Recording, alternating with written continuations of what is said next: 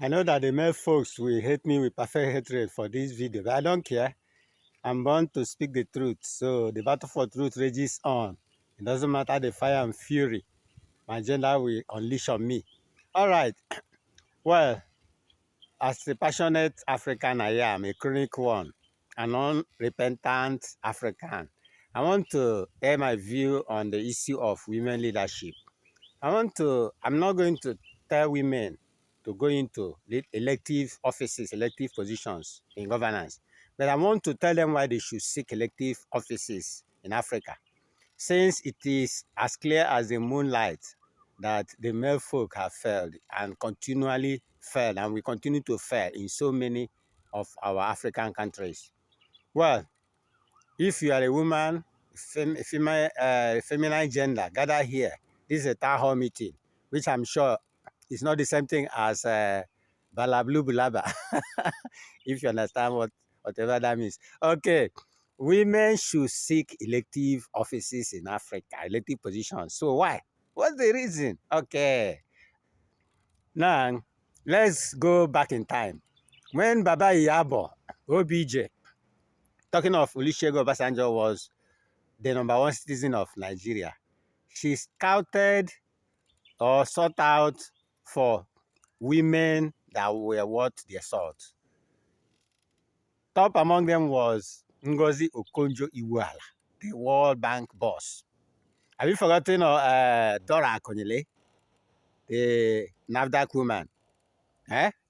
Or will you forget in a hurry Obi Ezekwesili, the one they call Madam Due Process, and many more others.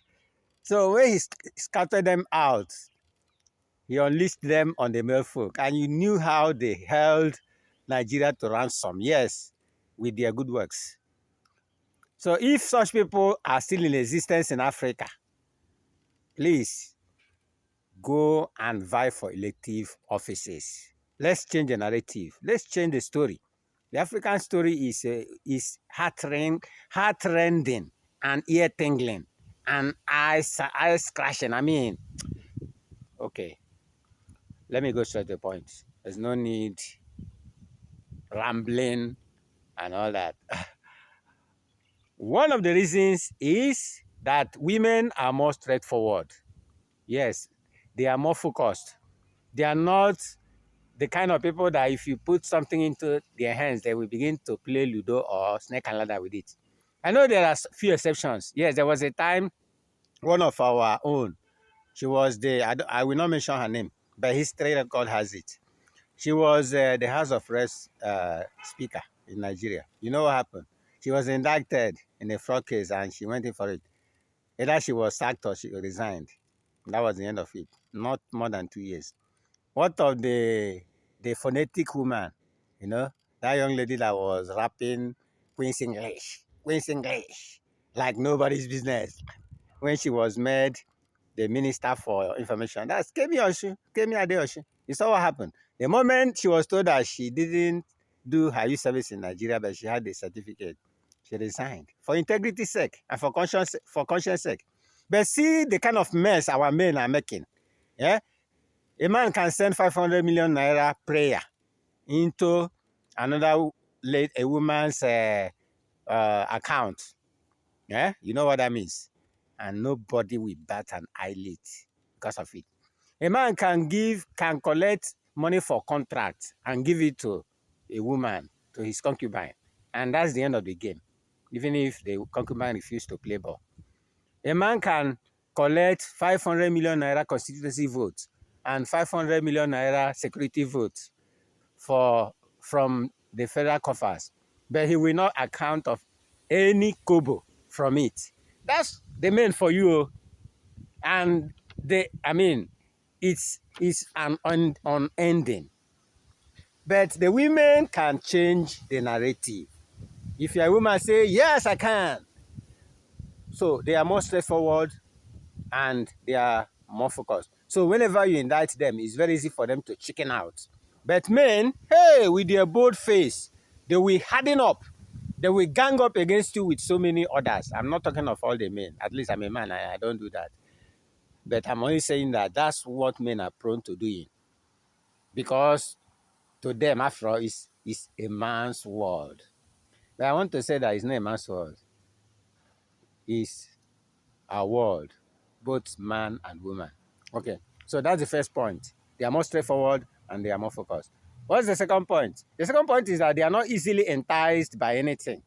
Yes, somebody could send in 500 million naira into your prayer inbox, 500 naira prayer into your inbox, and you are not going to give him back the money, and you are not ready to sleep with him. So they are not easily enticed. A woman will give her body to whosoever she desires, not the person, not the highest bidder, not the person that gives him money. It's cheap prostitutes that can do that. But even cheap prostitutes are not looking for the highest bidder. They just want to do their small profit, quick turnover. But a woman of substance will not give her body to anybody because of any contract or any position. They will even, you can even give them the whole world. They will swallow it. And if they want to sleep with their driver, they will go to their driver and sleep with it. Or the boy that washes their toilet. That's a woman for you.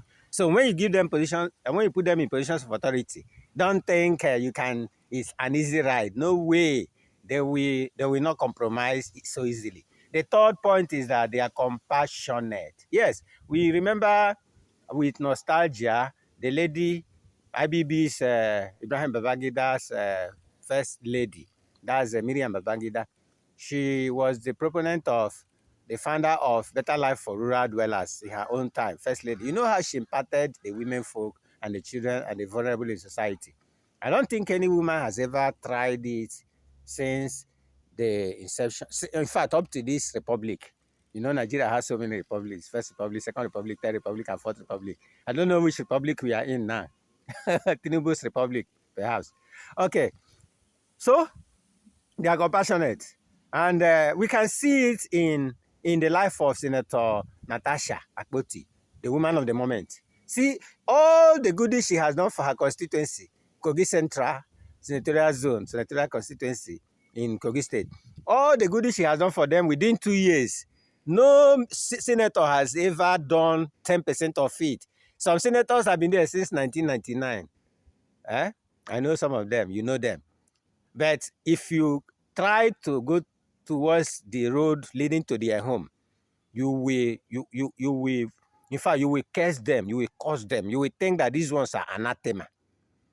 Yeah, they collect constituency votes, they collect security vote, they collect everything, but it's all for their family. But see what Natasha Akpoti is doing.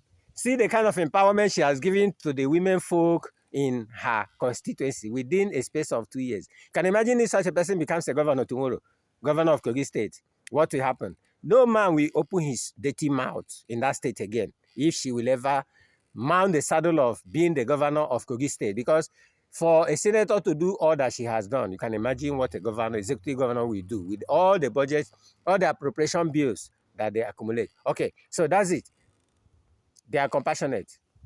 And because they are compassionate, they will address the problem of women, children, and vulnerable in society. They will even think of how to better the lot of those who cannot go to school by making sure that bursaries and grants are given them and all that. Women are better when it has to compassion because they are the people that birth the children.